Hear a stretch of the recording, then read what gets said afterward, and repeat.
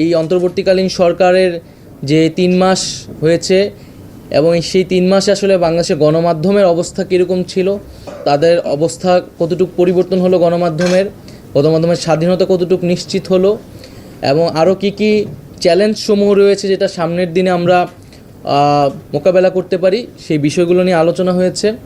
গত 3 মাসে সকলেই মোটামুটি সন্তোষ জানিয়েছেন যে গণমাধ্যমের পরিস্থিতি উন্নতি হয়েছে, তারা অবাধে এবং বস্তুনিষ্ঠভাবেই সংবাদ পরিবেশন করতে পারছেন, যেটা বিগত সময়ে বিগত ফ্যাসিস্ট আমলে যে ধরনের নিয়ন্ত্রিত একটা গণমাধ্যম ব্যবস্থা ছিল এবং নানা সংস্থা থেকে নানাভাবে তাদেরকে ফোন দেওয়া হতো, হেনস্থা করা হতো, সংবাদগুলোকে পক্ষপাতিত্ব করা হতো, সেই জিনিসগুলা আমরা এই অন্তর্বর্তীকালীন সরকারে সেই জিনিসগুলা হবে না, সেটা প্রথমেই আমরা প্রতিশ্রুতি দিয়েছিলাম।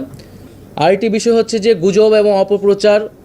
আপনারা জানেন যে বাংলাদেশকে নিয়ে অপপ্রচার চলছে, এই অভ্যুত্থান এবং এই সরকারকে নিয়ে নানা ধরনের ষড়যন্ত্র এবং অপপ্রচার চালানো হচ্ছে সোশ্যাল মিডিয়া থেকে শুরু করে আন্তর্জাতিক মিডিয়াতে, এবং আমরা দেখেছি আমাদের পার্শ্ববর্তী দেশেরও বিভিন্ন মিডিয়াতে এ ধরনের অপপ্রচার চালানো হচ্ছে। এই অপপ্রচার কিন্তু শুধু সরকারের বিরুদ্ধে নেই, বরং বাংলাদেশের বিরুদ্ধে। তাই এই অপপ্রচারকে কাউন্টার দেওয়ার জন্য বাংলাদেশকে নিয়ে যেই অপপ্রচার হচ্ছে এবং প্রকৃত সত্যটাকে তুলে ধরার জন্য আমাদের কিন্তু সরকার সহ গণমাধ্যমের সংশ্লিষ্ট সকলকে ঐক্যবদ্ধভাবে আসলে কাজ করতে হবে।